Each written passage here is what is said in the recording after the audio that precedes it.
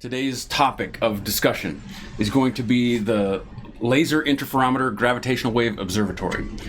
This is one that we'll see how familiar I am with it, how much stuff I can remember. As with everything, this was taken from my own memory banks and pulled out. Let's see. Back in the day, Einstein comes along and he says to himself, "Self, if I'm falling through space, I won't feel my own weight. Therefore, as a consequence, there's no such thing as gravity. It's all space-time curvature." And if you have two objects like two black holes, it doesn't even have to be a black hole, but let's pretend you have two black holes and these black holes are orbiting around each other, black holes will distort space. They will cause a depression basically or a warping of space-time. And it's always drawn, with these like fancy grids that look like this. But nevertheless, the point is you have a disturbance. Let me see if I can draw this in like a two-dimensional thing instead of trying to do a three-dimensional thing. So you're going to have a disturbance like this around that one, like here. So you can see that the grid lines are messed up, and the grid lines messed up are going to be messed up around this one as well. They're going to be distorted around it. Okay, that's not quite what I wanted to draw. Let me try one more time. One more time. Here we go. There's that. Here's this. And I'm going to distort them a great deal. Okay, so here are the distorted lines of space-time. Now, when you measure space-time, the way that you measure what space-time is by light rays. So here's a light ray. Light ray. A light ray traces a straight line.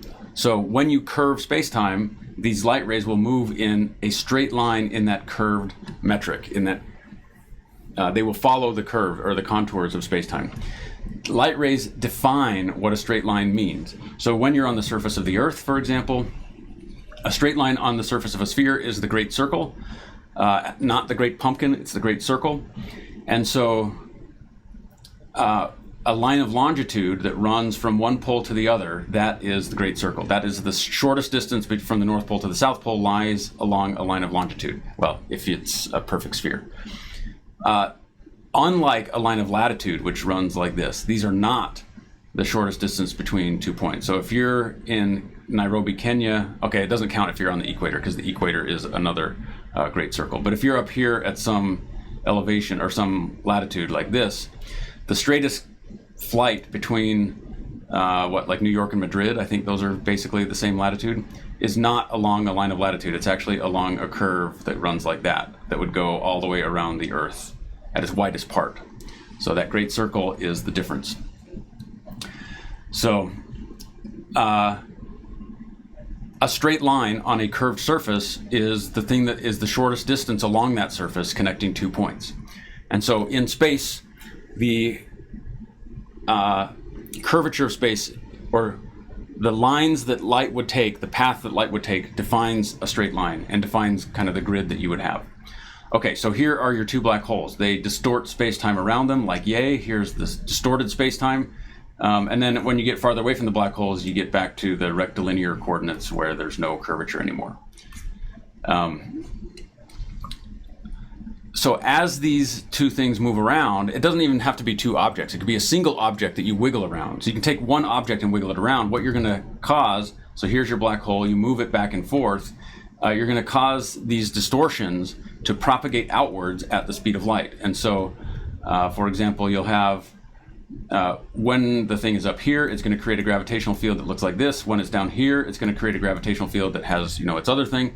And then as you mix them together, you're going to create some form of gravitational radiation, some distortion in space-time as characterized or as delineated by the path that light would take as it moves through this. So if you have,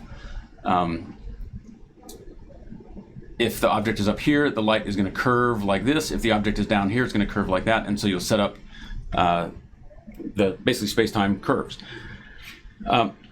That's one important thing to consider, is that I don't think that there's like a fabric of space-time. It's a thing that is used, like an analogy that is used, but it's an imperfect analogy, meaning that it's actually wrong. The coordinate system that we adopt in the universe is the path that light takes. And the fabric of space-time is basically how much energy does it take to distort the path that light takes. There's no substance that you rip, or that you can rip or something like that. There's no fabric. It is a coordinate system, and that coordinate system is defined by the path that light would follow in those different areas, or through those different areas. And the path that light takes is bent by the presence of mass or energy. Okay, so now you have, say you have two objects, and these two objects are moving around each other, because it's hard to get a black hole and just wiggle it up and down without something. You have to have another force of similar strength, or you have to have a force of sufficient strength to wiggle it up and down, and one of the best ways to do that is to have another object nearby that has a similar mass, and then you can use the gravitational force as the force with sufficient strength to wiggle it up and down. So you have these two black holes that are moving around each other. They distort space-time. Though that signal or that distortion propagates in all directions. So if it spirals in, if you're looking edge on in the spiral, then you get a certain pattern of the radiation as it comes towards you. If you're looking down along the axis that they're orbiting, if you're looking down this way, like that, you'll get a different pattern. But either way, the space-time will distort. The path that light takes will distort. Are black holes a kind of rip? They're not really a type of rip in space-time. All they are is an imaginary line where the escape speed is equal to the speed of light. They do mark a transition between paths that are outside the event horizon that can escape, where light can escape to infinity, and paths inside the event horizon where light gets bent back around and heads towards the singularity. But the transition, there are coordinate systems where you can you can study the properties of a black hole where there's a coordinate system where there's no the way that the coordinate system crosses that event horizon without going through any kind of singularity, without blowing up on you. And so it's, I guess one could argue that the singularity itself is some kind of issue. But to be honest, right now we say that the singularity in the black hole is there because we have we don't have any other way to describe what's there. Like, we don't have any evidence for something besides the singularity, and so the singularity is what we've adopted for what is at the center of a black hole. Okay, so you have these black holes that are spiraling around each other. They cause this distortion in space-time. That distortion in space-time is going to propagate out at the speed of light in all directions. That distortion in space-time is going to carry energy with it. And so as that energy leaves, these objects are going to spiral in towards each other, and as they get closer and closer together, the amplitude of the gravitational radiation, so this distortion of space-time is called gravitational radiation. It is, technically, I will probably slip into calling it gravity waves, but technically it's not really a gravity wave, because a gravity wave had been defined in fluid mechanics. So a gravity wave, like a real gravity wave, is the large waves that you have in the ocean, where gravity is the restoring force. You have a bump in the wave, and then gravity pulls it back down. That's a gravity wave. Gravitational radiation is the technical term for what we're talking about here, but I'm going to call it gravity waves because gravitational radiation has way too many syllables. Okay, so these gravity waves are going to carry energy away from the black hole. That energy has to come from somewhere, or from the pair of black holes. That energy has to come from somewhere, and it's going to come from their orbits. And so their orbits are going to decay, as they get closer together, the strength of the gravitational interaction increases, because gravity increases as you bring two objects close together. As the strength of the coupling or their gravitational attraction gets stronger, the amplitude of the gravitational wave gets bigger. And because they are closer together, they are orbiting more rapidly, and as a consequence, the frequency gets bigger, which means that the gravitational radiation carries away energy even more rapidly, which causes them to spiral in faster. And so what you get is a chirp, basically. You have these things coming in. The amplitude of the gravitational radiation is like this, and then as they get close together, you get this. So the amplitude grows like that, and the frequency also grows, so these wavelengths are closer and closer together as they spin up. And then they eventually merge. So you have two independent black holes. When they merge, you get a single black hole. That black hole settles down very quickly as the two singularities, assuming that there are singularities, that's the theory predicts that there are singularities. Those things spiral in and then merge. And so you get this short period of ring down following the merger. So the merger is here, and then everything comes into equilibrium within a few seconds or something like that. Can this be solved analytically? The answer to that question is not really. So this part can be solved analytic when you're in the weak field regime, when you have objects that are fairly widely separated and they're going around each other. You can solve for the gravitational radiation waveform at that point. But this part over here, because it depends upon like what the angle you're looking, like how you're looking at the objects of the inspiral, there might be some cases where you can solve them analytically. Maybe if you look down on the pole, there might be a simplification that you can have in the system that makes it so you can solve analytically. But for the most part, these waveforms, because it's nonlinear, meaning that as they get closer together, the amplitude distorts, and it distorts as the strength of the gravitational field is 1 over r squared, so it's not a linear change in the strength of the coupling, and so there's that complicates things, and then coupled to the fact that the space-time, the way that you calculate these things is like 10 coupled partial differential equations, and so it gets pretty messy. And in fact, that was for a long time, that was the main bottleneck, or one of the big bottlenecks in the development of LIGO was, how do we know what we're measuring? They would run supercomputer simulations of these inspiral events, and it would take a year to do a single calculation on hundreds of processors or thousands of processors to get what happens if you have a 10 solar mass black hole and a 30 solar mass black hole. Okay, so there's one data point, and then you go back and you say, okay, now let's try 20 solar masses and 30 solar masses, and then you run it again for a year. And then you say, okay, now we're going to add spin, so here's a black hole spinning in this direction, here's a black hole spinning in this direction, and then they merge together, and what happens? So they had to do, all of these things affect the waveform. They all affect how these black holes are going to spiral in towards each other. And if you don't know what you're looking for when you build LIGO, then you don't know what you're looking for, and you can't tell if you found it or not. So this is thousands of processors. I don't know what... let me rephrase that. It typically would be... they would measure it in terms of wall time, like how much time it spends on the clock.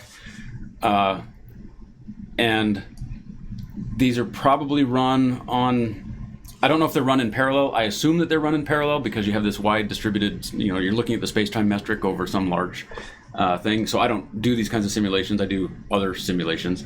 But I'm sure that it's, a typical supercomputer will have 1,000 cores. Like UNLV's supercomputer has 5,000 cores, something like that. I think it's 1,000 cores, and then they each have some, like there's a master and then a bunch of, it's a PHY processor, so there's a master node, and then there's a bunch of small kind of slave nodes around it. And so you get, in the end, you have several thousand processors that are running, and then they'll run for a year for a single calculation, or 6 months or something like that. So all of these things are gonna, and that gives you one, and then you run it again for another one. So these are definitely, at least months, if not years, to do a single calculation. And it depends on how complex the geometry is of the orbit that you have. So if you have an eccentric orbit, so this would be like a circular orbit, can also simplify things. But if you have an eccentric orbit with spins and some inclination between the spins and the orbital plane, it's going to make things really, really messy. Why is it so computationally heavy? It's basically because these are 10 coupled partial differential equations that determine, what's the response of space-time to the presence of these masses. And so you make a small change in one direction, and then you have to propagate that change into all the other directions and all the other equations that relate these couplings to each other. Let's see. Was LIGO the first one in 2015 to detect gravitational waves? Yes. There were claims of gravitational wave detections earlier from Weber, for example. He used a Weber bar. So let me describe how gravitational waves will affect a given detector. So by the time they reach us, we're not going to be around where these big black holes are. So general relativity has two equations, but those two equations have indices.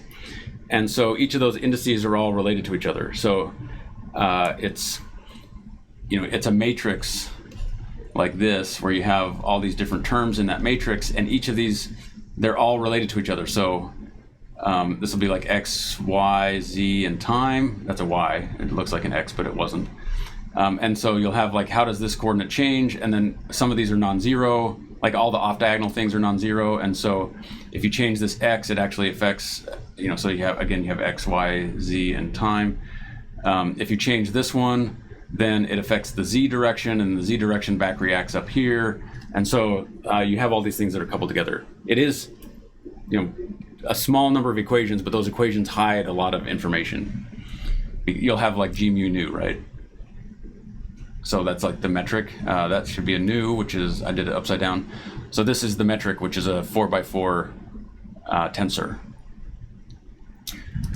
Okay, so you have these gravitational radiation. Gravity waves always come out in the following way. It's called quadrupole radiation, quadrupole. That says quadrupole radiation, which means that rather than oscillating up and down like this, so if you take an electron, for example, you can oscillate it up and down because an electric field or electromagnetic radiation, you have both positive and negative charges. And so you can have a positive charge here and a negative charge here. You can flip them up and down, like run them past each other like that, and you can create a wave that's called dipole radiation. Okay, because you have two poles, one pole here and one pole down here. Gravity, on the other hand, there's no negative gravity. There's only positive gravity. And so that changes the nature of the radiation that you can produce with the gravitational field, because you only have essentially positive charges. So because you only have positive charges, now you're saying here's a positively charged thing and here's a positively charged thing, and then these things wiggle back and forth. And because it's not a positive and a negative pole, it's two positive poles, the structure that comes out is quadrupole radiation. What that implies is that if you were looking down, like down the throat of a gravitational wave that's coming towards you, then the wave would squish in one direction and expand in another direction. And then as this wave oscillates, it would so it would come towards you like this. So let's say here's the line that it's propagating along. It will go like this.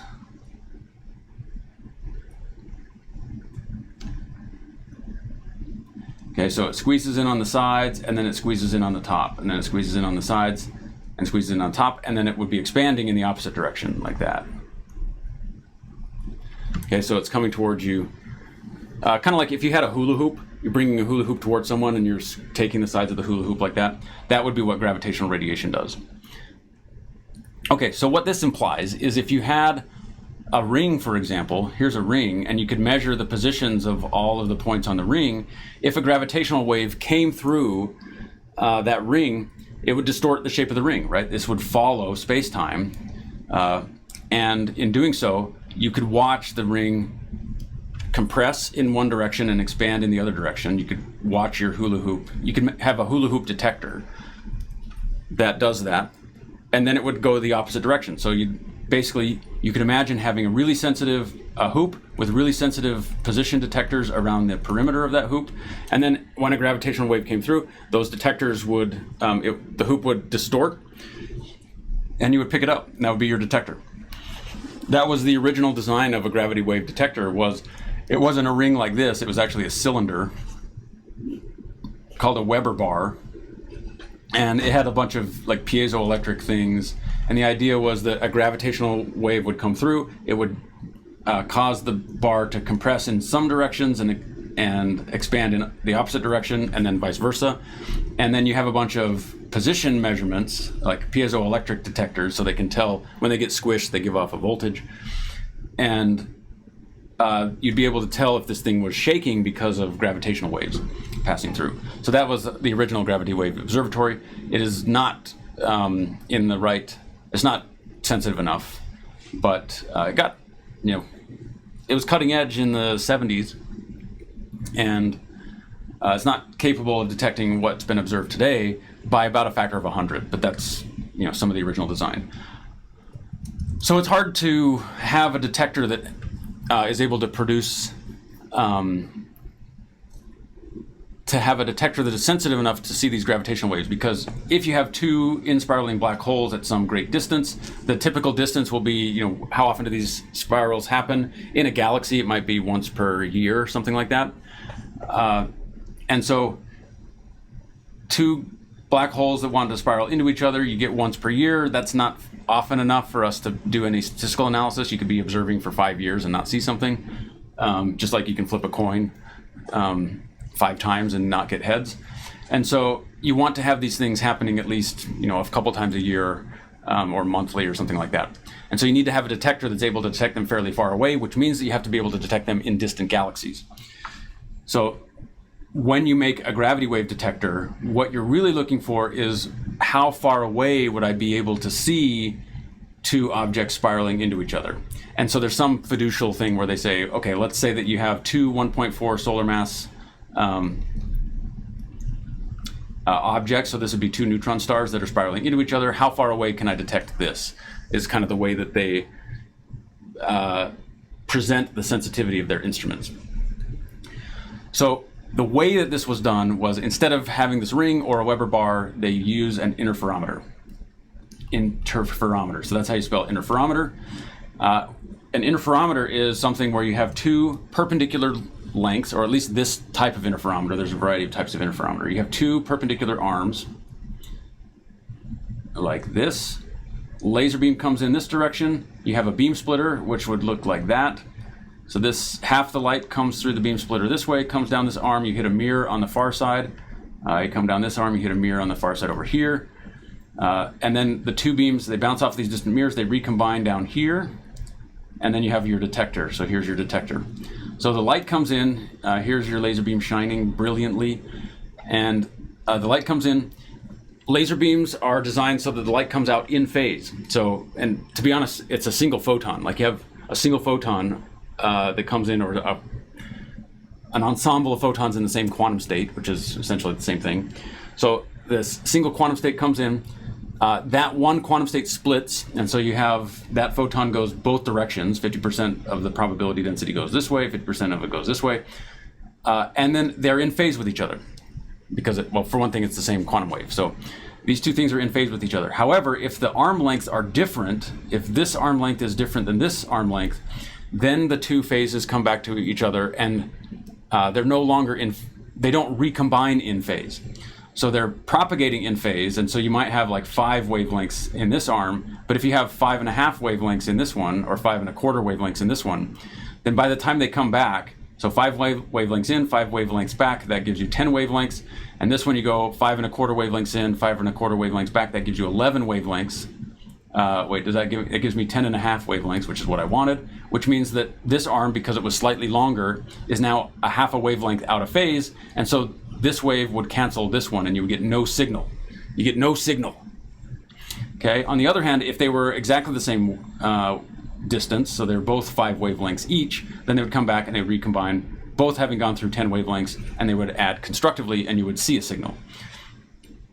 So this is the idea of a Mickelson interferometer. So this is a Mickelson style interferometer. And what you're sensitive to is changes in the path length as a fraction of the wavelength of the light that you're emitting. And so what you can do to increase the sensitivity, you can either go to a shorter wavelength, okay, which can be hard because there's only so far you can go before you have to have really strange laser systems to get shorter wavelengths. It's a lot easier.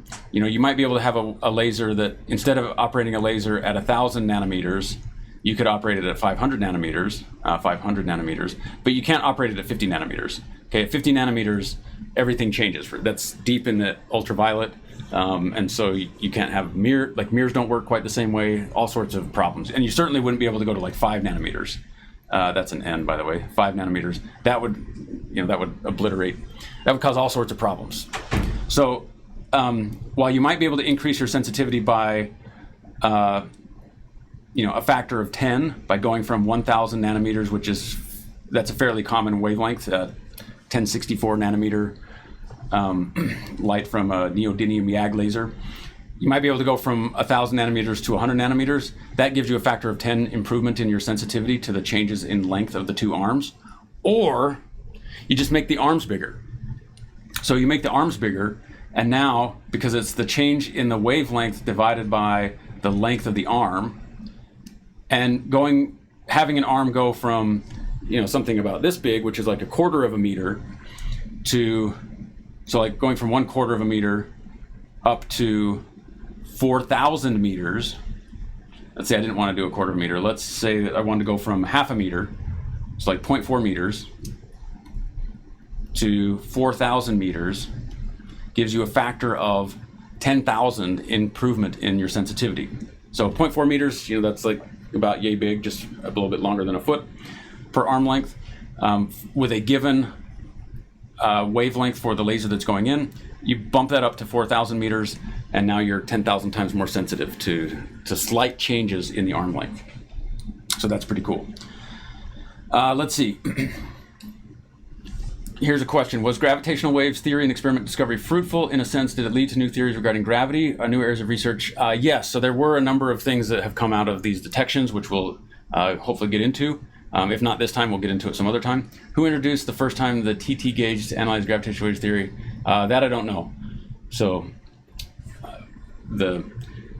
I don't know enough about the details of the theory to be able to go into that. Okay, so we want to measure changes in the arm. So as this gravitational wave comes through, you have the light coming in, it hits this beam splitter, you've got these two different arms. They are the same length. They don't actually have to be exactly the same length. What they need to be is integer multiples of the wavelength. And there's some details in there that we'll get into that they don't have it exactly integer multiples for reasons. So you have, maybe this one is 1,000 wavelengths, and this one would be 1,010 wavelengths, and that's fine. As long as it's an integer multiple, then they will recombine in phase with each other again. Okay, so then what you're looking for is as the gravitational wave comes through, this arm will shrink, this arm will grow, and then vice versa. So the two arms are going to go like this, and that is going to cause the detector, these two, the two beams of light, the one that goes down the longitudinal arm and the one that goes down the transverse arm, are going to recombine, and sometimes they'll recombine constructively, and so you get bright, and sometimes they recombine destructively, and so you get dim. So here's your detector, it's a photodetector, it's bright, dim, bright, dim, bright, dim, like that, and that indicates that your arms are changing their length relative to each other. Okay, thank you for that sub, I appreciate that very much. Now, if you have these two arms that are, I guess one question would be, how big is the difference? How much difference is there in the arm length from one side to the other if you have a gravitational wave coming through? The answer to that question is not by very much. So the typical displacement that you look at would be something like 10 to the minus 18 meters. 10 to the minus 18 meters. That is wicked small, as they would say. What is this? This is 1/1,000,000,000 of 1/1,000,000,000 of 1 meter. Another way to think about this is a proton. So here's your atom. It looks like this. There's your atom. The nucleus of that atom, a single proton, is 10 to the minus 15 meters. The size of this atom here is 10 to the minus 10 meters. Okay, so the nucleus of the atom is 100,000 times smaller than the size of the atom itself. The nucleus is 100,000 times smaller than the atom. Like where the electrons are living compared to where the protons are living. That's a huge difference. What's that? That's the difference between a meter, like the height of a human, and the size of Asia, right? The width of Asia, 100,000 times, right? Wait. 1 meter goes to 100 kilometers. So it's the size of a person compared to 100 kilometers, which is a pretty big difference. So that would be, there's a lot of room for electrons, but not a lot of room for the nucleus. So the nucleus is 10 to the minus 15 meters. This is 1/1000th of the size of the nucleus of an atom. So you have this mirror surface that you're using to measure the distances, right? So here's your beam splitter down here. Laser beam comes in, goes down this arm length and hits a mirror, and you're measuring the distance between the location of the beam splitter and the location of the mirror to something that is, now in terms of the size of the atom, So size of the atom was 10 to the minus 10 meters. The size of the displacement that we're measuring is 10 to the minus 18 meters. Let's say that's 10 to the minus 19 meters, just for, whoops, not what I meant to do. Let's draw that again. Okay, so you're measuring this distance, the distance from the beam splitter to the mirror, that distance, to, in terms of the atom, let's say that it's 10 to the minus 19 meters, because then I can do it in my head. The atom is 10 to the minus 10 meters. The displacement is 10 to the minus 19 meters. That means 1 part per billion, or 1 billionth of a meter. That's not what I meant to say. It's not 1 billionth of a meter. It's 1 billionth of the size of an atom. That's what I meant to say. 1 billionth of the size of an atom. That's tiny. So you have the surface of the mirror. So let's take a look at the surface of the mirror. Here is the surface of your mirror. You have a coating on that mirror because the mirror's made out of glass. And so the surface of the mirror itself is going to be bumpy. Even if you polish it, it's going to be bumpy. But, you know, it's going to be bumpy because it's got electrons. You've got a bunch of atoms, silicon atoms, that are all stacked next to each other, and that's going to create a bumpy surface. So here's that bumpy surface, and you're going to measure the average position of that surface. Then you have a coating on top of it. So here's your coating on top of it. The coating might be smoother than the actual surface of the mirror. Probably not. Probably all about the same, because the coating is going to be adhered to the... Anyways, the point being that you have a coating on it. The coating is also going to be made out of atoms, and so it's going to have its bumps in it. And you're going to measure the position of this to 1 billionth of the size of the bumps on the surface from the atomic structure of the mirror. That is amazing. That's like measuring the height of the surface of the Earth. Okay, so like a typical mountain on the surface of the Earth will be like a kilometer in height. Okay, you have a kilometer in height on a typical mountain, and you're going to measure the okay, so here's your mountain range, like this. These are 1 kilometer high peaks in your mountain range. This could be in the middle of the Mojave Desert. And you're going to measure the average position of the surface of the Earth these are 1 kilometer. And I said that this is going to be 1 billionth of that. And so that gives you to 1 micron. So you're going to measure the average height of the Mojave Desert to within 1 micron, given the fact that the surface of the Mojave Desert has kilometer-sized deviations across the surface. That is insane how precise these measurements are going to be. So how does one do that? How do you get this type of accuracy or that type of precision, given the fact that you're going to have flaws in the surface that are 1 billion times larger than that precision? The answer to that question is you do it many, many, many times. So you make these measurements over and over and over again, and improve the precision by having an ensemble of individual and independent measurements. Okay, so basically what that boils down to is lots of photons. Okay, that says lots of photons. So each individual photon is going to make an independent measurement of where that surface is located. So you can send in 1 photon at a time. It goes through the beam splitter. It compares that length to this length. It comes back, it recombines, and it appears in your detector. 1 photon at a time gives you 1 independent measurement of that. And so if you want to have a lot of measurements so that you can have, the measurements are going to come back with some kind of noise. That noise is going to be distributed as a Gaussian. You want to understand the mean of that Gaussian, which means you need to have a lot of measurements because the uncertainty in the mean, right? So even if you're Gaussian, even if your distribution of any individual measurement can be fairly large, so it's like sigma big. So you have an ensemble of measurements that you make. There's going to be a lot of noise in it. You can't correct for all that noise. That noise is going to be there. Some of that noise is quantum. It's a quantum effect, which means that it's always going to be there no matter what you do. So you're going to have sigma big, which is your uncertainty because of all these sources of noise, including fundamental noise that you can't get rid of.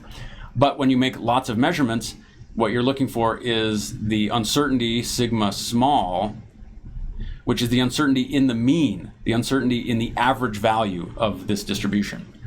And that is going to be sigma big. That's going to equal sigma big. That's a big, by the way. It says big. Divided by the number of times that you do it. And so the way to make this improvement down to 10 to the minus 9, right, 10 to the minus 9 atomic radii, is to accept this quantity and boost up this quantity. Oh, it's a square root. It's square root of n. So this should be a square root right here. The variances, the square of all these things will go as n. Okay, so now you just send lots and lots of photons down there. You make many, many, many, many, many independent measurements, and until you can get the uncertainty in the mean to be much, much smaller than what's necessary. How can you send a single photon down this thing? Well, there's a lot of ways that you can send single photons, right? You can have a pulse, but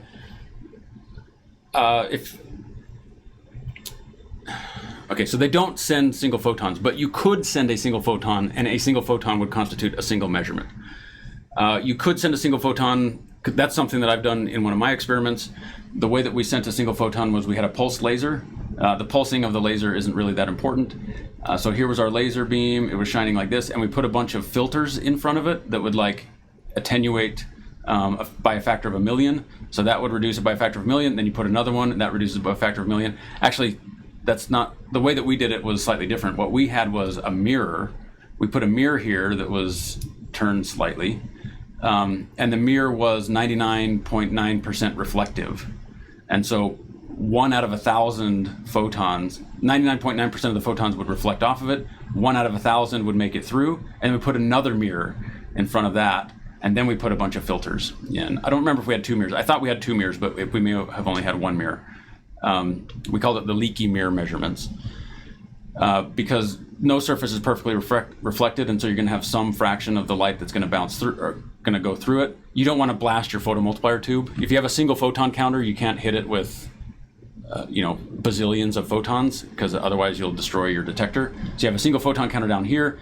You attenuate it by passing it through different substances. Then you have a bunch of filters in place, and then with each pulse of the laser you'll get, so each pulse of the laser was something like 10 to the 19 photons, and then we would get basically a half a photon per pulse was what it came down to in our detector. So anyways, there's a variety of ways to take a beam and attenuate it down into individual photons. Okay, so back to LIGO. You want to make these measurements of this changing distance. You need to make it it's a small change, and so you have to have a very small uncertainty in your position measurements. All right, again, this is going to be done with a Mickelson Interferometer. So let's go to here and take a look at the Mickelson Ligo Mickelson Interferometer. And we'll steal some images. What I want to steal first is not that one. I want to steal this one. So this is the first image that we're going to steal. So this is the basic interferometer setup. Laser beam comes in. They're using a 1 micron laser beam. It's going to hit this beam splitter. Half of it's going to go up to one mirror. Half of it's going to go to the other mirror. This laser beam is basically, I think it's a 1 watt laser. Maybe it's a half a watt laser coming in. That is not going to be enough. This is the basic idea, but it's not going to be enough because you can't get the number of photons that you need. Excuse me. You can't get the number of photons you need to make your uncertainty very, very, very small. Okay, so you've already made this thing as long as possible in order to get it to work. And this basic design isn't sufficient to deliver what you're looking for. We should very briefly take a look. I'm sorry, this is a little bit out of order. I'm kind of making this up as I go. Let's take a look at the 2 locations where they built these interferometers. So they built these interferometers. Originally, the prototype design was 40 meters that they built at Caltech. They had a 40-meter interferometer to test out, how well can we characterize the optics. We're going to do a mock setup. Basically, their scale model was 40 meters, and then they scaled it up by a factor of 100 to get to 4,000 meters, a 4-kilometer long arms in the detector. Okay, it is located outside of, one of the 2 detectors is located outside of the Tri-Cities area of Washington State. So here is, this is Oregon down here. This is the Columbia River. Okay, and just across the Oregon, here's the Oregon-Washington border. Across that, you hit the Tri-Cities area, which is Pasco, Kennewick, and Richland. This is where they store all sorts of nuclear waste from different things, nuclear submarine stuff, things like that. The Hanford site. So this is the Hanford Reservation right here. This chunk of reservation comes from Anyways, that's the Hanford site. So people live in Richland or the Tri-Cities area, and they commute up here, and you'll notice there's agriculture on this side of the river, and there's not agriculture on this side of the river, because this side of the river, you're generally not allowed to go. So Pacific Northwest National Laboratory is run out of the Tri-Cities area. I don't know exactly where it's located. I think it might just be this. So that's the Hanford site. This might be, okay, so that's not it. That's a generating station. Anyway, so here's the Hanford site. Pacific Northwest National Laboratory runs this thing, and the National Science Foundation said, can we build this apparatus on your site? And they said, okay, go ahead. Okay, so this is the Hanford LIGO Observatory. This is the main building. Here's the visitor center right here. This is the parking lot. This is the main building where the laser is housed and the beam splitter. So the laser goes into the beam splitter, and then it runs down these arms, the two arms that are perpendicular to each other, in these two different directions. So this is 4 kilometers away. There is a 2-kilometer station. So because they first built a 2-kilometer one, and then they built the 4-kilometer one. So the prototype at the university, Caltech and MIT were the two dominant universities in this. The prototype at Caltech was 40 meters long. Then they came up here. They made a 2-kilometer long interferometer, and then they made a 4-kilometer long interferometer. Here's the 4-kilometer end station. Down here. The 2-kilometer one is not being used, I think, at all anymore. But originally they were operating both of them at the same time. And there's reasons that you want to do that we'll get into. Although I need to hurry along because the clock is ticking. And okay, so anyways, those are the two arms of this interferometer. Now I've mentioned this before, but I was on a gravity experiment, not a gravity wave experiment, but a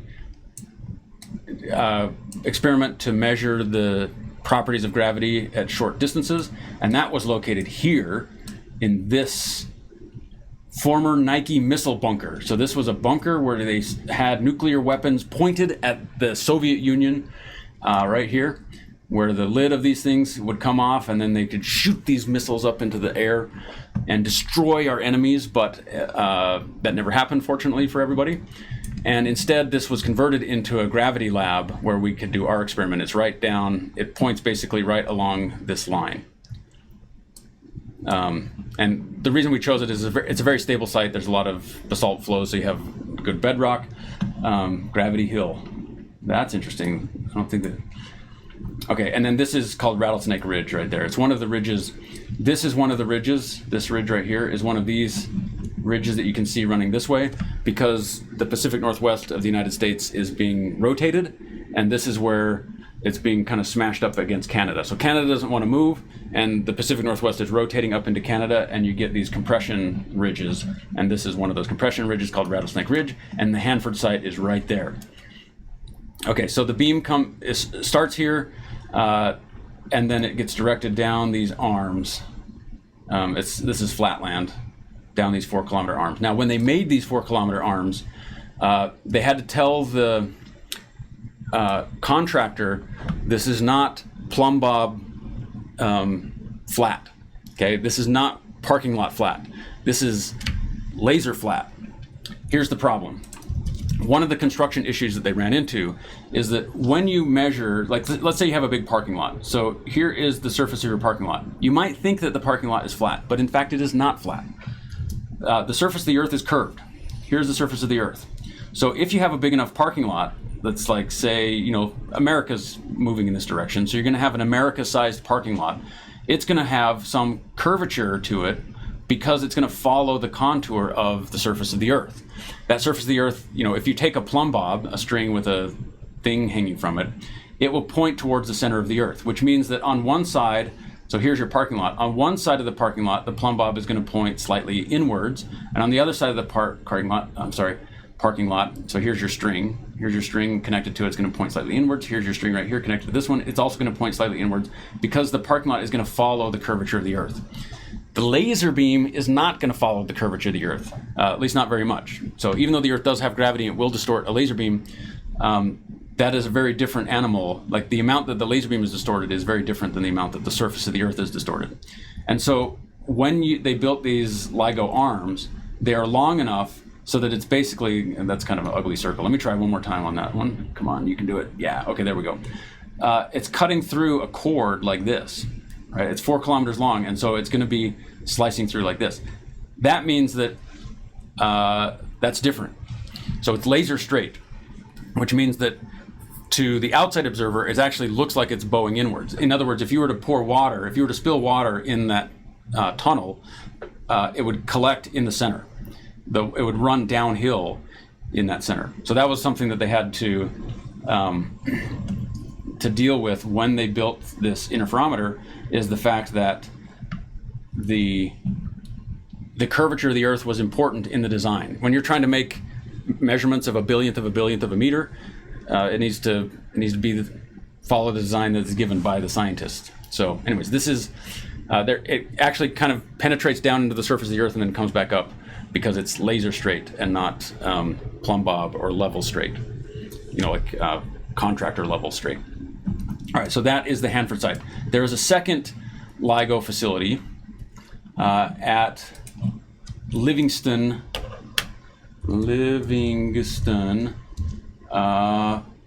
Louisiana. Okay, here's Livingston, Louisiana. And just outside of Livingston, Louisiana, somewhere, is LIGO. That looks like that's it right here. Okay, so there is the LIGO site outside of Livingston, not Indiana, Livingston, Louisiana. Livingston, Louisiana, right there. Now, why was it chosen here? This is not a particularly good location to build this antenna, but you have the right senator. You need to get that senator to approve something, and so there you go.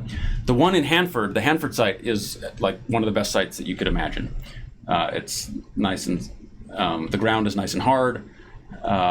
So there you go. This one, you do have to have it half a continent away for a variety of reasons. One of the reasons that you need to have it a continent away is because when you detect gravity waves, you don't want to fool yourself into thinking that you've seen something that you haven't actually seen. And gravity waves coming from space, if you have, so here's the Earth right here. You have a gravity wave signal that's coming in from space. You want to have two detectors like this, so that when the gravity wave hits this detector, you can tell that it's a real signal because it will also hit this detector. You run them both at the same time, and they both wiggle at the same time, and then that tells you, we did see a gravity wave because we saw that signal in both this detector and this detector here, so it's coincident. There are 3 detectors that are found on the Earth right now that are of similar sensitivity.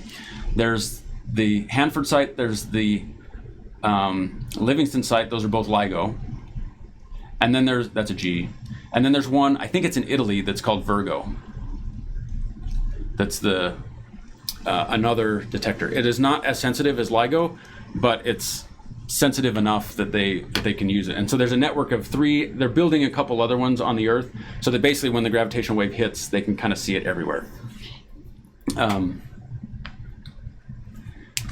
Let's see. Here in Italy, we do have Virgo 2, and these facilities are so expensive, they just, so they're expensive. I think that they're building one like in India, but I can't confirm that, at least not off the top of my head. Okay, now, so we have these 2 detectors. You want to have them running at the same time so that you can get coincidence arrival, because if you have this detector shake, if you have the Hanford detector shake, and not the Livingston detector, so if this one shakes and this one does not, it means one of 2 things. One is that the wave could come in a direction that this detector is not actually sensitive. So maybe the waveform comes in a way where both of the arms, like the arms don't actually change. If it's coming in if it's coming directly in like this. So if you have an angle that looks like that, if you send in a gravity wave where the distortion is along this, then both of them, they're going to distort at the same rate on both arms instead of different on both arms. And so you wouldn't be able to see such a gravity wave detector. So these antennas, or these interferometers, do have blind spots in them. And so you have the 2, they're separated from each other spatially, so that any noise that's in one is separate from any noise that's in the other, so that you don't have noise that's happening simultaneously in both of them.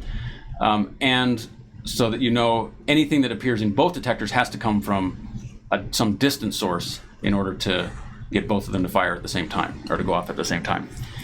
You'll notice that the 2 detectors are at different orientations with respect to each other. So if we go back to the map, this one is pointed this way, and the Hanford one was pointed so that it was sticking out like that. Okay, so they have two different orientations so that if you're blind in one direction, you're not blind in another direction. Okay. Can you use more than two arms? In these detectors, there's no... The interferometer is designed to have two arms in it. That's the style of interferometer. There are other styles of interferometer, but they wouldn't work for this in this way. All right, we've gone back. So let's come back to this. This type of detector is not sensitive enough. A straight-up Mickelson interferometer is not sufficient to see the gravity waves, and so you need to get more photons. You need to get more photons into the detector to be able to see the difference. So here is what they did. They said, all right, we will do this.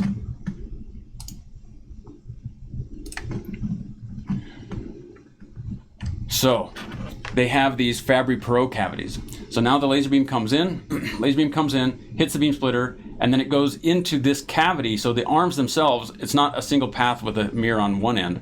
It's actually two mirrors. The light will come in. Most of the light will get reflected back towards the laser. And that's something that will come up in a little bit. Most of the light gets reflected back towards the laser. Some of it leaks into this cavity, and now it's trapped there. And so you build up in this cavity a multiple of the laser power that goes in. So basically, if you have 99.9% reflective mirrors in here, for every photon that gets in, it's going to bounce around 1,000 times. And so you can take a 1 watt laser and convert it into, once the cavities fill, it takes a little while for them to fill up, but once the cavities fill up with photons circulating around, you can take a 1 watt laser and convert it into 1,000 watts of circulating power. If you have 99.9% reflective, 1 watt goes in, 1,000 watts is circulating around, and then 1 watt comes back out. 1 watt leaks back out. Okay, so you have mirrors that are 99.99% reflective, and then you can go take 1 watt in and get 10,000 watts that are circulating around. Okay, so now you've boosted the number of photons that are interrogating your mirrors. You've boosted the number of photons by a factor of 1,000 or a factor of 10,000. And that gives you an improvement in your sensitivity that is not capable of detecting gravitational waves. So this is not sufficient to detect gravitational waves.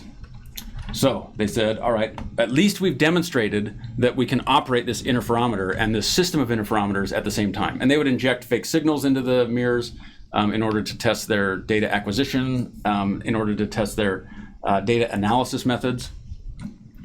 And they said, all right, that there was original LIGO, and now this was enhanced LIGO with these Fabry-Perot cavities, and that was not enough. Then they said, all right, now we're going to go to this design. So this design,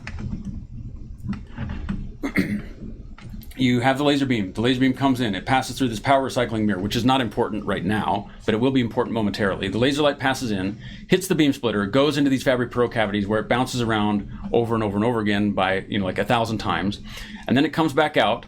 A watt of laser comes in here, hits this beam splitter, circulates around here. Now you have a kilowatt in there. It comes back out of the beam, or out of the cavity, hits the beam splitter, is directed back at this mirror right here, and this mirror is 99.9% reflective, and so it puts it back, or 99% reflective. They adjust the reflectivities to get the photons to go where they want them to go. You have like the most reflective mirror in the back, and then because then it will reflect the light back here. If this one is slightly less reflective than that one, then the light will leak back out of the less reflective side most of the time.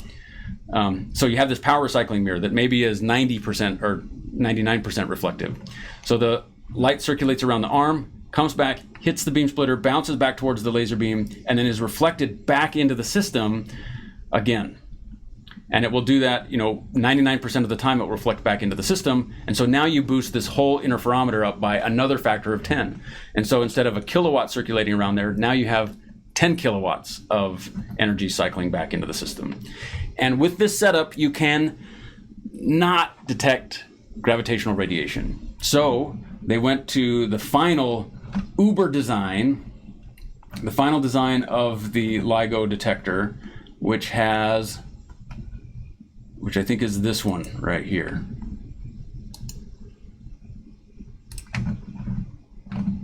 And of course, we can't see the whole thing. Let me see if I can zoom out. Okay, laser beam comes in, goes through the power recycling mirror, hits the beam splitter, comes into these Fabry-Pro arms, circulates around a whole bunch of times, comes back out, bounces off this thing. Then the portion of the light that comes out, there is a portion of the light that comes out of at the recombined at the beam splitter and comes out towards your detector. That portion of the light is also sent back into the system. So that's the signal recycling mirror.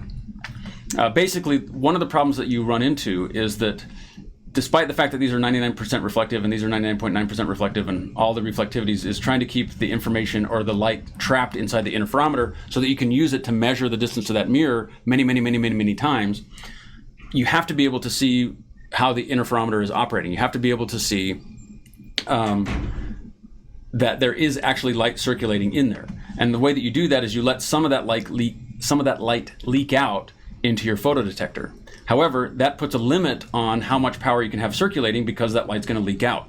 If you leak out 1% of the light into the photodetector, then it limits how much power you can have circulating in here and still have a photodetector that functions without like blasting a hole in it. So they put in a signal recycling mirror here to direct some of that light back in there to amplify it up by another factor of 10 or something like that. So ultimately, they have on the order of, I believe, 100 kilowatts of circulating energy in the Fabry-Pro cavities. From a 1 watt laser or a half a watt laser going in to 100 kilowatts of circulating power in the arms. And that, wow, that's a lot. And it's so much that all sorts of interesting things happen to these mirrors. If you have 100,000 kilowatts of energy hitting the surface of the surface of the thing is like this big. That's a huge amount of energy that's bouncing off the surface. And even if you're only 99.9% reflective, you're still having tens or hundreds of watts of energy that's being absorbed by the surfaces of these mirrors. So let's take a look at what these mirrors look like. So Ligo Mirror. Oh, I should say that this design right here, this kind of final design, this was an advanced LIGO. So this was kind of the final state in the LIGO development. So basically, when they went from one interferometer to another, from the basic interferometer, which is not this one, so okay, so that's not it. So the basic interferometer to the interferometer with the Fabry-Pro cavities, to the interferometer with the Fabry-Pro cavities and the power recycling mirror, to the interferometer that has the Fabry-Pro cavities and the power recycling mirror and the signal recycling mirror. The measurement that they use is how close would we be able to, or how far would we be able to detect an inspiral of these two neutron stars, or whatever fiducial system they had in mind, like whatever way they characterized it. And with this basic interferometer, this one, or whatever one I had earlier, if the black holes were at the location of the moon, they would be able to see it, right? The distortion would be gigantic. There aren't that many 60 solar mass black holes that are at the distance of the moon, so it wasn't going to see anything. Then when you go to this one, they'll say, oh, we would be able to detect the inspiral of two black holes if they were within 1,000 light years, so the kind of the solar neighborhood. Okay, so then they can look, if it just so happens that there's two 60 solar mass black holes that are spiraling into each other, or 30 mass black holes, there's 30 solar mass black holes that are spiraling into each other, we might be able to detect it. The chances are, we might be able to see one of these once every century, but hey, you don't know if you don't look. Okay, so then you go to this design with the power recycling mirror, and they'd be able to detect it out to maybe 100,000 light years. So that means that anything that inspirals in the galaxy, they'd be able to see. And maybe that happens once per decade or once per 5 years or something like that. And so now we're getting there. Now we're getting to the point where we're starting to see something. The final version of LIGO, which is this version, and there are some other aspects of this that I haven't gone into. The final version of LIGO was able to detect them out to like 100 megaparsecs. And that is an important measurement. So 100 megaparsecs is a huge distance. And the reason that that distance is important is because 100 megaparsecs is like, so that's like 300,000 or 3 million light years, something like that.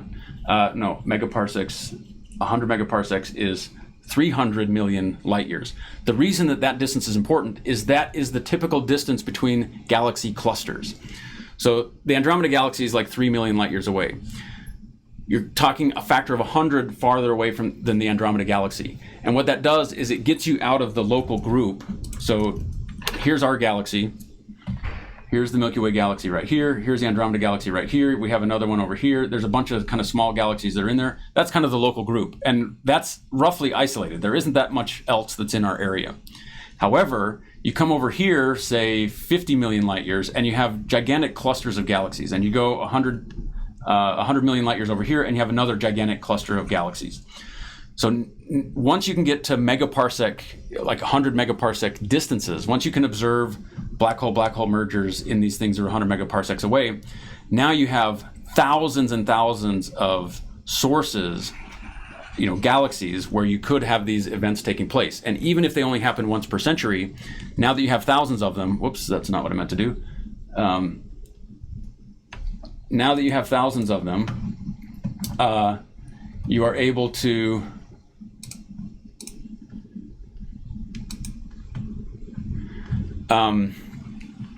see if they each only happen once per century, you have 1,000 of them, that means you're going to get 10 per year. And now you're like once a month. And now you can expect to see them much more often. Okay, so is there any way to have the light reflect for eternity between the mirrors? The answer is no, because there's always going to be some probability of absorption of any of these things. So let's take a look at the mirrors of LIGO. Here's what they look like. There's two different people with their bunny suits, so you can see what they look like. You can see that it has this kind of green coating. That green coating is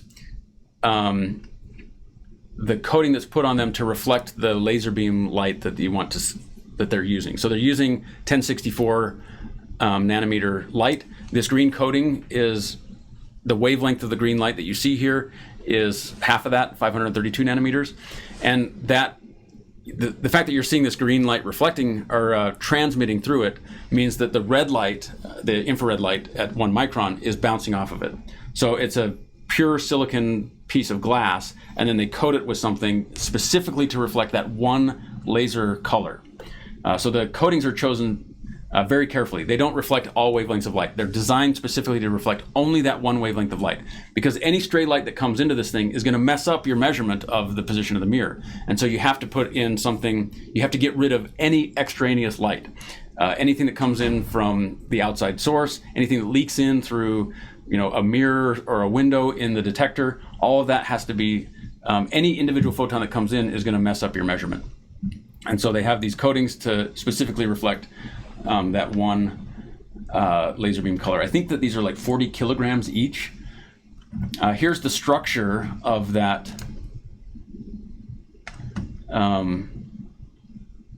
Let's see, open the image, a new tab. Here's the structure of that supports the mirrors.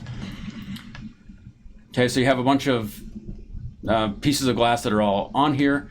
The one that you care about is the one here at the bottom. This is all designed to dampen the vibration of the system, because these instruments are so sensitive that you can detect all sorts of noise from the environment. So it has all these metal masses that are designed so that it's hard to swing them. They're really heavy because it's hard to push things that are heavy.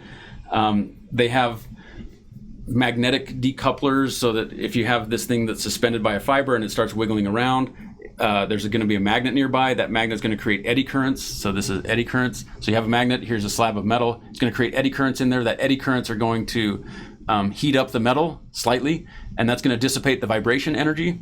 You have these things that are, so all of this stuff is vibration isolation. All these mirrors themselves are suspended on this big platform that's got special vibration isolated feet, and so it's all designed to isolate these things so that the mirrors are just sitting there. Because if you wiggle these mirrors by a tiny fraction of an atomic layer, you've ruined your signal. Okay, so these are the mirrors in LIGO. This is what the mirrors look like in LIGO. Going back to what they look like when they're actually suspended, looks like this.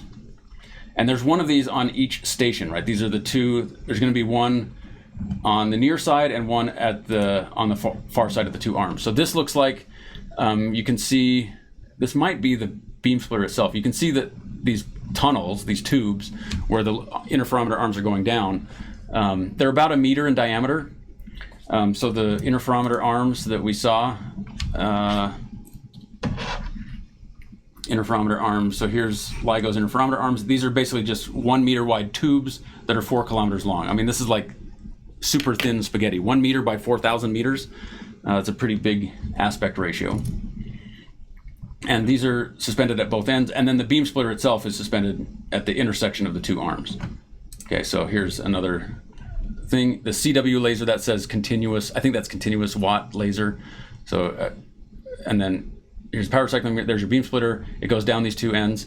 And then there's a whole bunch of stuff that goes into the design of the shape of the mirrors even in here. So, okay. Here is like, how do you make a perfect mirror? Right? They have all of these different layers to cancel out light that they don't want to bleed through, because that laser beam, when you take a laser beam, it's going to interact with certain crystals. You're going to produce light of different wavelengths. You need to get rid of that light. You only want to have that one wavelength reflecting off the surface. And in particular, what you eventually want to get down, all this vibration isolation, is to get rid of the ambient noise. So if we look at the LIGO noise, so this is going to be kind of a long stream because we've, but here we go. We're going to do it anyways. So here's the noise budget, an example noise budget for LIGO. So we'll get rid of these different detectors. Okay, Tama was a previous interferometer, like that's a different thing. This is LIGO down here. The dark line is the sum of all of the noise components. So shot noise right here. Shot noise is quantum mechanical noise from the photons themselves. Photons are, the spin properties of photons makes it so that they tend to bunch together instead of spreading apart. So like electrons will spread apart, but photons will tend to bunch together. Electrons will spread apart because of the Pauli exclusion principle, that no electrons can have the same quantum state at the same time. Photons can have the same quantum state at the same time, and so they tend to bunch together. They also, when you have photons coming in, you're going to have an average power, but they're going to come at random times within that average power. And so you get Poisson fluctuations. That's shot noise. So shot noise is the quantum mechanical behavior of the photons. The fact that even though you have it looks like a continuous beam of light, it's made up of individual particles. So just like you have a continuous flow of traffic, it's actually made up of individual cars. And so sometimes you'll have slightly more cars going through, sometimes you'll have slightly less cars going through. That's this shot noise. So there's nothing you can do about the shot noise. Or is there? We'll get to that a little bit later. So the shot noise is right here. And that is the limit that you get from quantum mechanics. All these other things are other things. So radiation pressure. You have 1,000 kilowatts. Wait, that's 1,000. You have 100 kilowatts of circulating power that's hitting this mirror, and the mirror is going to start to distort. Like it's going to move out of the way. The mirror is going to start to shake a little bit as well. So you're going to exert radiation pressure on the surface of the mirror, and so it's going to cause the mirrors to deflect outward slightly.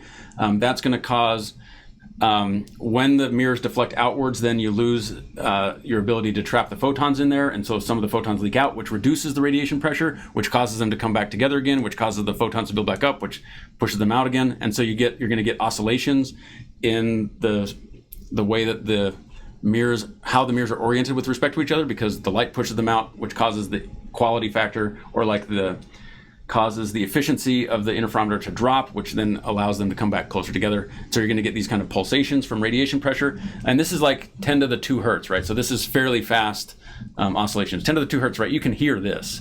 100 hertz is the low end of the piano. Suspension thermal noise. That is noise in the suspension fibers. So they have some temperature. They're going to be vibrating because the molecules in there are going to be vibrating because of the temperature. And that's going to add to this system, the noise in the system. You have mirror thermal noise. Okay, so that's going to be, the mirror itself is also the surface of that mirror that we're trying to measure to 1/100th or 1/100,000th of the, no, I'm sorry. We're trying to measure to 1/1 billionth of the size of the atoms in the surface. That those molecules or those atoms are shaking. The silicon atoms in the surface of the mirror are shaking. This is the universal symbol for shaking. Atoms in the surface of the mirror, they're shaking probably at amplitudes that are, well, you can see what the amplitude is down here. So that's a big deal. Seismic noise. This one is another one that you can't really get rid of. So that seismic noise is earthquakes around the world. It's the moon going overhead, causing the Earth to distort in its shape. Included in the seismic noise is some other individual frequencies. So like 60 hertz, of course, which is the frequency of the electricity grid in the United States. You have radio stations that are going to be causing wires and things like that to vibrate at certain frequencies because that's the nature of the world we live in. So here is the actual measured noise in the system. So this is the noise model. This one that we just saw is the noise model. So they said, well, we know how the Earth shakes, and so that gives us a seismic noise. We know how the things are going to respond to these different mechanisms, and so they understand all these different parts. Here's a more detailed noise model. Seismic vibration, Newtonian gravity, suspension thermal noise, mirror coating, Brownian motion. So the mirror coatings themselves, you have all this energy hitting the mirror coatings. If there's any imperfections in the mirror coating, that imperfection is going to heat up, and that heating up of the mirror coating is going to cause, the shape of the mirror is going to bow out because thermal expansion, and so you're going to get any imperfection in the surface of the mirror is going to get amplified by the fact that it's going to be there's going to be thousands of watts of energy circulating around in there. Okay, so this is the actual measured noise right here. So this is Livingston 1, Hanford 1, and enhanced LIGO. Enhanced LIGO is this green. That's when they added the power recycling mirror. I think that's when they added the power recycling mirror. And then advanced LIGO, that's the design goal of the advanced LIGO is the one down here. Advanced LIGO, that's the one where they have all of these recycling mirrors in place. It may have been that enhanced LIGO was just the Fabry-Perot cavities in the arms, and then advanced LIGO was when they added the power recycling mirror. But I believe that advanced LIGO is both the power, includes the signal recycling mirror. So, all right. So this is the noise curve that they get. So these are the different, that's the sensitivity that they had. And then when they ran in 2015, this is when they made their first detection. This is where they were relative to the design. So they're going to go in, they're going to make improvements to the system in order to drop down their noise.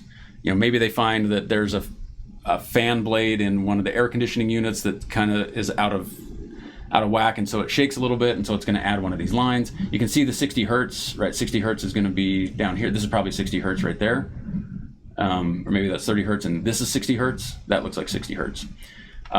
Way down here, it's not shown on this graph, but way down here is the Microseism, which is the waves crashing into the shore. Ocean waves crashing into the shore 100 miles away or 200 miles away, hitting the shore and then shaking the ground, and that shaking gets transmitted to the detector, and the detector shakes at that frequency. So livestock walking around, deer running through the system, rednecks crashing their Jeeps or their trucks into the side of the building, all of these things are detectable by the interferometer. It's extremely sensitive. Okay, so that's the design that they had for these things. Let me see. Does this one show a little bit more? No. Okay, so these are all different sources that we've seen. Okay, so that gives LIGO this region, this sensitivity curve. I think I already had this one up. So this is the sensitivity curve that they have. And this is the region right here where you're able to detect, this is where you would expect to have a signal for inspiraling neutron stars and black hole mergers. Is going to be in this 100 hertz to 1,000 hertz window right here. And notice that the signal that they were looking for was, like 10 to the minus 18, 10 to the minus 19 in terms of the size of the deflection. And so this gives them a pretty good signal to noise for the high end of their, pretty good signal to noise when a signal comes in, when they see something.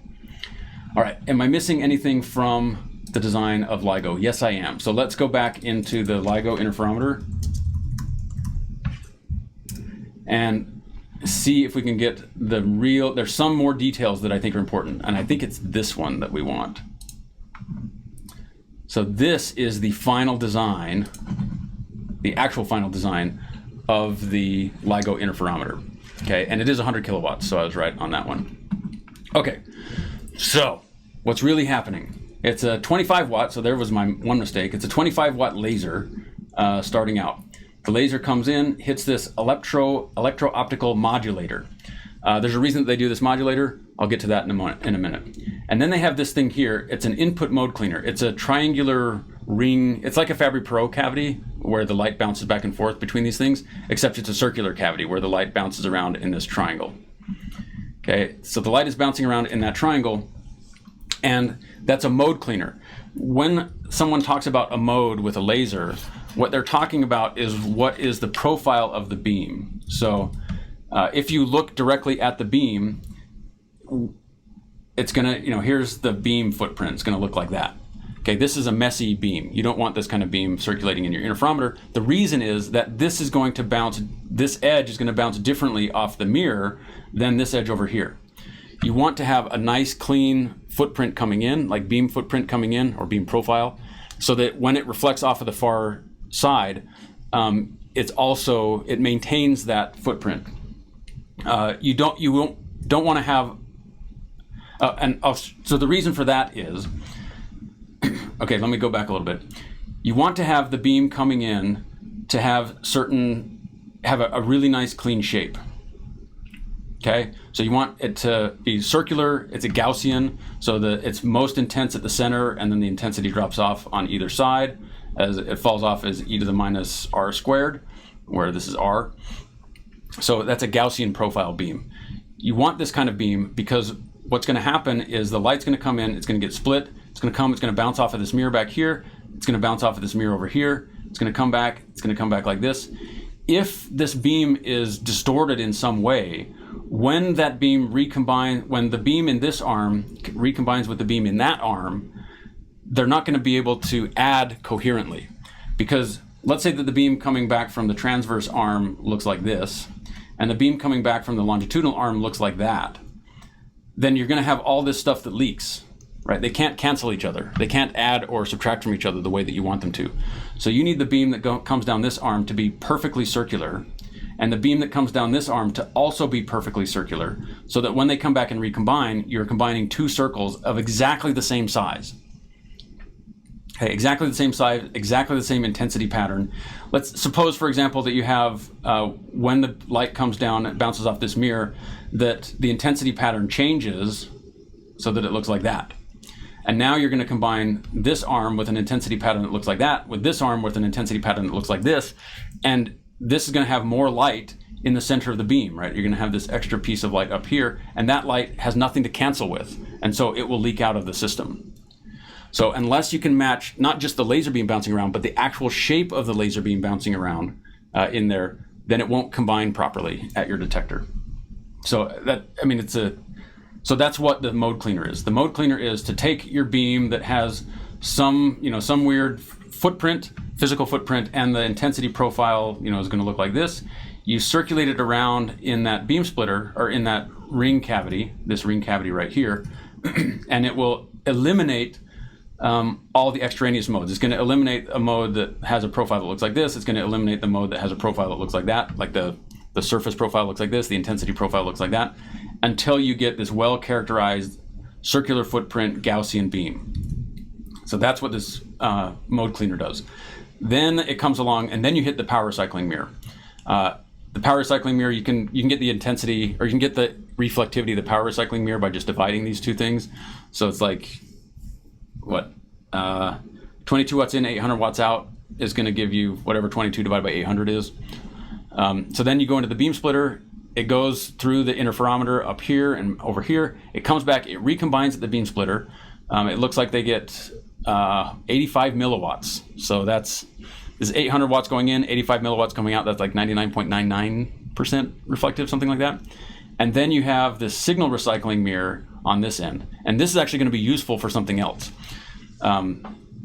Okay, so light comes out the signal recycling mirror. They have an output mode cleaner.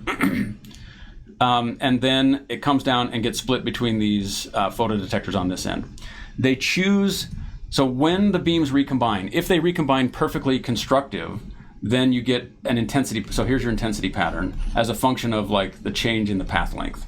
So change in the path length between the two arms. So that's the difference in the length between the two arms. If they coincide with an integer number of wavelengths, it'll be a high intensity, like the beam will be bright. And then it will get dim, and if everything cancels properly, it will get dim all the way to 0. That's not quite 0. This is 0. That's also not quite 0, but you can pretend. Okay, so if you have a perfect integer number of wavelengths, then you'll get 100% basically. And if you have a perfect half integer number of wavelengths, then you get 0%. You get no light combining at the detector. They come back and they exactly cancel each other. However, if the beam profiles are mismatched, right? So you have like two ovals that don't overlap, or an intensity profile that doesn't overlap properly, then what you're going to end up with is this intensity pattern is not going to go all the way to 100%, and it's not going to go all the way to 0%.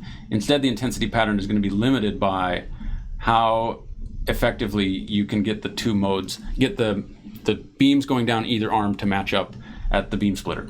Okay, and then this will limit this extra noise right here, the extra photons that are bleeding through your system, because you can't cancel everything exactly, which means there's going to be a lot of information or a lot of light that goes through your detector, a lot of light that goes through this detector and into your, your photodetectors at the end.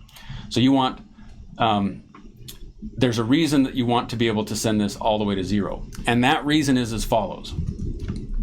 So here is your intensity pattern as a function of the change in the path length. Okay, and let's say that you want it to go down here essentially all the way to 0. This is called the dark fringe. So this is the bright fringe and this is the dark fringe. They want to have LIGO in its resting state, like its ambient state, to be right here. Okay, they want a little bit of, it's almost a dark fringe. It's almost on the dark fringe, but not exactly on the dark fringe. And here's the reason. If you were exactly on the dark fringe, so let's zoom in on this. So here's the dark fringe right here. If your interferometer is parked exactly on this dark fringe, then when the length of one arm changes with respect to another, it will get brighter. It has no choice but to get brighter.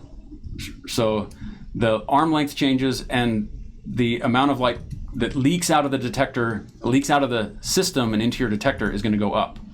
However, this doesn't tell you which arm got brighter and which arm got dimmer, because either way, you only have up to go. If you're sitting on the darkest part of the fringe, which is when the light comes back, combines with the beam splitter, and exactly cancels, so there's nothing that comes down this arm, then if you exactly cancel, then no matter what happens, it will always get brighter. On the other hand, if you offset the two arms so that they're slightly off of the dark fringe, so that it's almost exactly a half wavelength apart from each other, so they destructively interfere, but not exactly, then what happens is when one arm length grows or the other one shrinks, you'll get brighter in this direction. And if the opposite happens, then it gets darker. Okay, so you need to be off center so that you have some slope to your response. So that if the arm lengths get farther apart from each other, so that one squeezes and the other one grows, it will, well, so that if one arm squeezes and the other one grows, it will get brighter. And if the other arm squeezes and the other arm grows, so like the thing switches, so say the longitudinal arm grows and the transverse arm shrinks, it might get brighter. But if the transverse arm grows and the longitudinal arm shrinks, then it will get dimmer. They will come closer to the same length. That's what you want to have happen, because now you know which arm got brighter, or which arm got longer and which arm got smaller. So you get just off of the dark fringe by a little bit. How much is a little bit? Well, you can tell by 800 megawatts are coming out, and you have 800 watts going in, and you have 85 milliwatts. Man, my ability to read is limited here. 800 watts going in, 85 milliwatts coming back out. So that gives you basically where they are on this dark fringe. Okay, and how dark that fringe can be is given by how well you can match the modes going in. There's another aspect of this called the GUI phase. GUI phase is I think it's UOY, GUI phase, and I don't remember what that is. It's one of these things where when someone derives it, I'm like, oh yeah, I got it. And then I forget how to do it. And then they remind me again. It's like, oh yeah, I got it. It's basically, the GUI phase is related to, you have this Fabry-Perot cavity. It's related to where this mirror focuses relative to the location of this mirror. That's what gives you the GUI phase, I think. So you can have the two mirrors so that they focus directly on top of each other. You can have the mirrors so that they focus, so this is confocal, I think. You can get one so that they're concentric, so that one mirror, the distant 4-kilometer mirror, focuses on, like the two mirrors focus in the center, so that it looks, the beam pattern looks like this.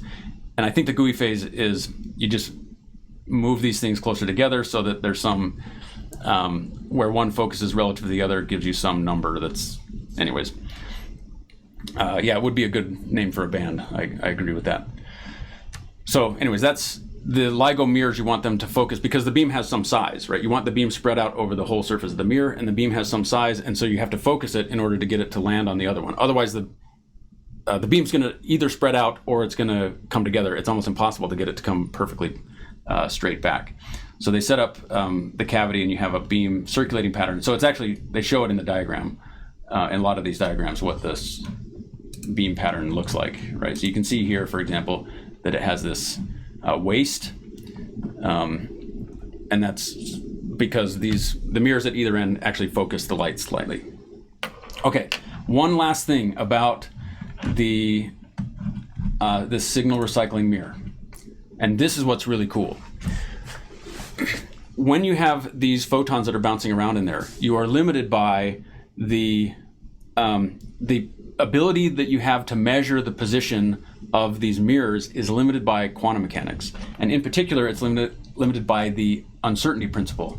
The uncertainty principle says, that your ability to measure something's position, the ability to measure something's position times your ability to measure its movement, its momentum, has to be bigger than some quantity h bar. And there's probably a factor 2 in here, and maybe there's no bar. Anyways, it's some small constant. This is Planck's constant. Planck, that's CK, Planck's constant. Okay, so there's some small number, and there might be a factor 2 in here, not really important. The point is there's a small number. What this says is that with any quantum mechanical system, it could be an electron. Electrons exist in a 6-dimensional phase space. You have X, Y, and Z, so X, Y, and Z like this, and you have motion in X, Y, and Z. So you have velocity X, or momentum X, momentum Y, and momentum Z. What this says is that with any given direction and the motion in that direction, the electron has some privacy. This is the smallest amount of phase space that you can isolate, in which you can isolate an electron. So if you try to measure the position of electron to a very, very small amount, what's going to happen is that your uncertainty in the momentum of that electron, the direction that it's moving, is going to increase once you get down to some level of precision. Okay, so if you have your uncertainty in the momentum is going to be, it's going to squiggle h bar over your uncertainty in the position. So if you want to measure the position of something to extreme precision, like really, really small precision, then your uncertainty in its motion is going to start to grow. Okay, so this h bar is the smallest box, the area of the smallest box in which you can isolate a quantum mechanical system. Well, an interferometer is a quantum mechanical system. Despite the fact that it's 4 kilometers long, you're putting the photons from the laser beam into a specific quantum state, and you're constraining that quantum state in this 4 kilometer long apparatus. Okay, now, when you're trying to detect gravity waves, what you care about is the position of the mirrors. You don't care about the motion of the mirrors, you care about the position of the mirrors. And does the position of these mirrors change because there's some gravitational wave that's passing through? So what you can actually do is you can inject noise into the apparatus backwards. So you go up the tailpipe of LIGO and you inject noise here, okay? So that you have this delta X, delta P is bigger than h bar. And what you want to do, you want this to be as small as possible. Okay, you want delta X to be as small as possible. And this says that delta X must be greater than h bar over delta P. So what you can do is you can add noise here and make this get smaller. So you add noise in the momentum direction, and you can cause this delta x to get smaller, right? If you increase the denominator here, it means that you decrease the value of the fraction, and so that decreases the value that you have over here. So you're adding in noise into the tailpipe of the apparatus. You can detect what noise is going on because you have a detector down here. You have these photomultiplier or photo detectors down here. And so you use that information to drive your signal recycling mirror. You add noise to the signal recycling mirror in such a way that you increase this uncertainty and you decrease this uncertainty. And that allows you to operate LIGO in a slightly different mode. It's called the squeezed state. So you're squeezing your uncertainty in one direction and expanding it in another direction. In this case, you're expanding it in the momentum direction and you're squeezing it in the position direction. So you can operate the LIGO detector in a squeezed state. So let's take a look and see what that looks like. LIGO detector in squeezed state. Let's see. It is going to, what it does is it shifts the noise, or like your sensitivity curve. Is this how it does it? Okay, that doesn't seem to be, it's not quite what I'm looking for.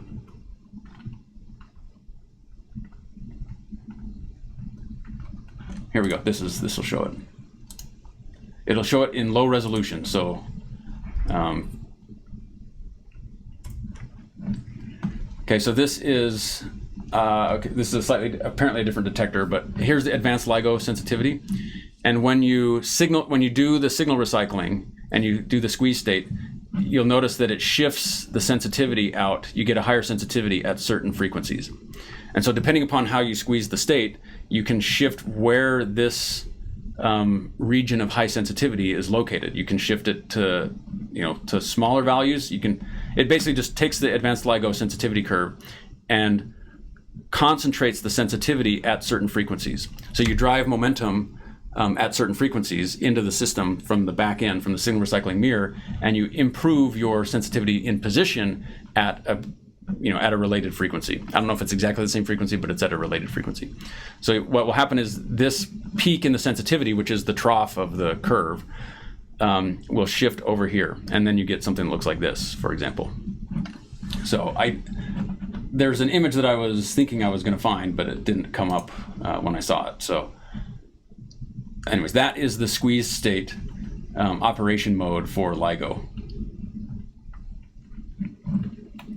So that is LIGO in all of its power and glory. Okay, now what's happened with it since then? And I do kind of need to run, but nevertheless, how do you increase delta P for photons? So delta P with photons is something that I knew how to do it's been about 10 years since I've had to do this calculation.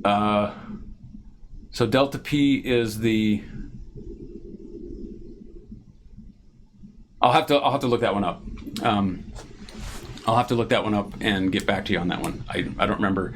It's a fairly straightforward calculation where you're like, oh yeah, I got it, but then it's easy to forget unless you have to use it regularly in your professional life. Okay, so that is LIGO in all of its power and glory. And then in 2015, Ligo Detection, they saw this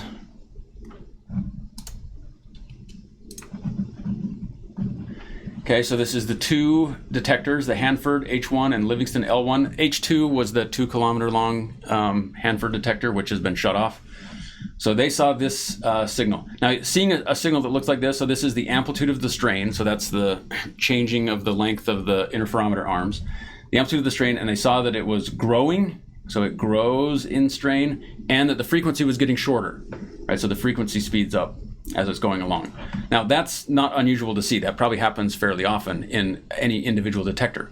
But they saw it also in the Livingston detector at the same time.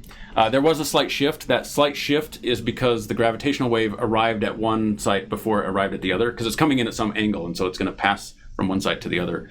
at a different rate. Hold on one second before my computer shuts off. I need to plug this in. And then they saw these two signals, then they lined them up with each other, and then it's like, okay, victory is ours. So this is the model. Okay, the lower curve is the model for the inspiraling objects in this case. So you can see that as these two objects spiraled into each other, the amplitude of the gravitational wave grew. It grew above the noise floor. So here's the noise in the detector. You can see the noise in the detector, and then the signal grows above the noise for this last chunk right there. And then as they're spiraling in, because the force gets stronger, the amplitude gets stronger, and because they're spiraling in, they're orbiting faster, and so the frequency gets faster, like the wavelength gets shorter. And then they merge, and then you have the short ring down thing, and now you have one black hole where there were two. So this frequency shows that over time, how the frequency grew over time in the signal. So that's this chirp. So these are audible frequencies, right? This is 256 hertz. That's right in the middle of what you can hear, right? That's like a low A on the piano. So these things, when they merge, if you could hear them, I mean, clearly it takes a interferometer in order to detect them. Your ears are not capable of detecting them, but it would be in the audible range. So when you're doing cosmology, they would call these kinds of things standard sirens. So if we build more of these detectors around, we'll be able to see these mergers of different objects. And the information in these inspiraling curves is enough to give the mass of the objects, what the angles of their spins are, what the orientation of their orbits are, whether they're elliptical or not. There's a lot of information that you can get from these things. And they can act like standard sirens, the same way that the supernova act like standard candles, and you can do cosmology with them as well. We don't have enough detections yet to do that, but you could do that with some future apparatus. Okay, so isn't P h bar over times frequency over C, so you would change the uncertainty in the frequency? Yeah, that's probably what you do. So you manipulate the uncertainty in the frequency by probably driving it at some related frequency to get an interference off of that. And anyways, at that point, and so they do squeeze it in momentum space. There's an aspect of this that I didn't cover, and I'm not going to have time to cover, in terms of like how do you monitor the system in real time, and that will be a different stream at some other time. Okay, so here are the two things, and those are the detection. That was the first detection that was seen by LIGO of two inspiraling objects. If we look at LIGO detections, there's a really great figure. It's this figure.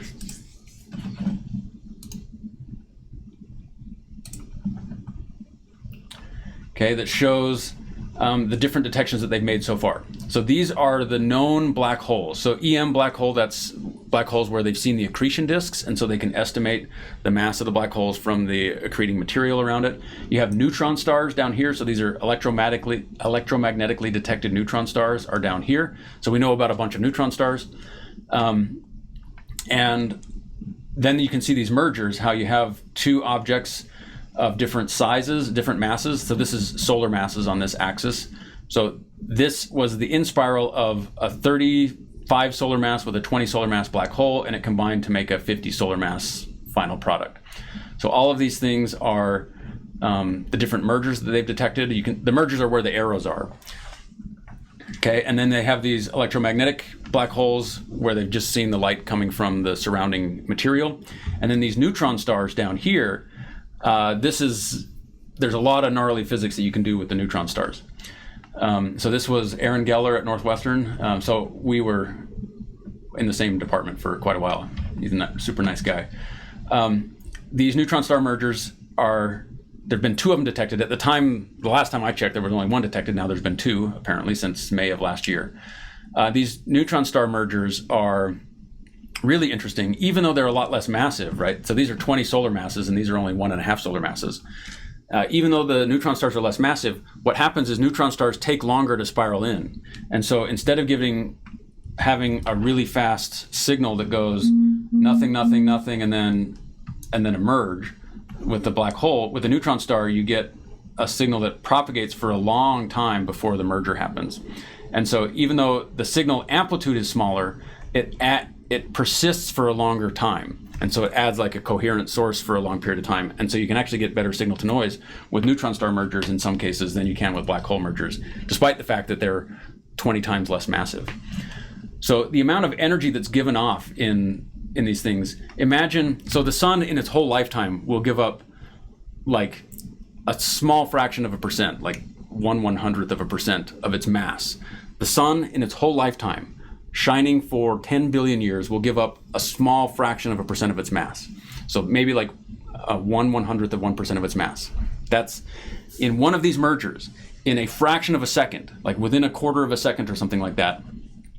This will give off 10 solar masses, or like 3 to 10, depending on the mass of the mergers, right? So we can take a look at this to get them. But you're giving off something like 5, for the most massive ones, 5 solar masses worth of energy in a quarter of a second.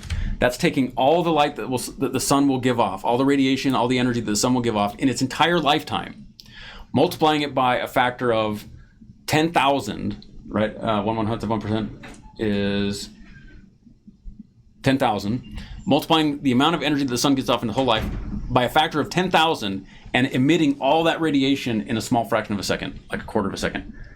That's an amazing amount of energy that comes off of these mergers. So that's huge. The neutron star mergers can't give off quite that much energy, but still. So these are quite weird events. This one here, this question mark thing, that seems really interesting to me, because if you're merging a neutron star with a black hole, there's a lot of interesting physics that can come out of that. So that will have to be a different stream for a different time, like the physics that we get from LIGO. So I'll have to put it on my list of things to do. It's like, what can we learn from LIGO? But that's basically how LIGO operates. And the first detection was, 6 years ago? First detection was 6 years ago, and they've been detecting them fairly regularly ever since. So it's really an amazing technical masterpiece. I've met a number of the people that are on the LIGO team. I've been able to visit the system itself. So anyways, there you go. That is the Laser Interferometer Gravitational Wave Observatory in all of its power and glory. At least that's the basics of the design. And at some point in the future, we'll go into some of the science that we can do with it. But I can't do that today because unfortunately my time is up. Okay, I can answer a couple questions real quick. Let's see. Do we have estimates of the density of these inspiral events during the first basic LIGO? So the inspiral events are basically going to be all the same. The question is, how frequently would they appear in the basic LIGO results? And that answer was like once a century. And so it was unlikely that original LIGO would have been able to see anything, simply because the events that would be large enough amplitude to be detected in LIGO, the original LIGO wasn't sufficient. And so they had to go through these stages where they added more mirrors to increase the power circulating in the system. If that's the answer to your question. Let's see.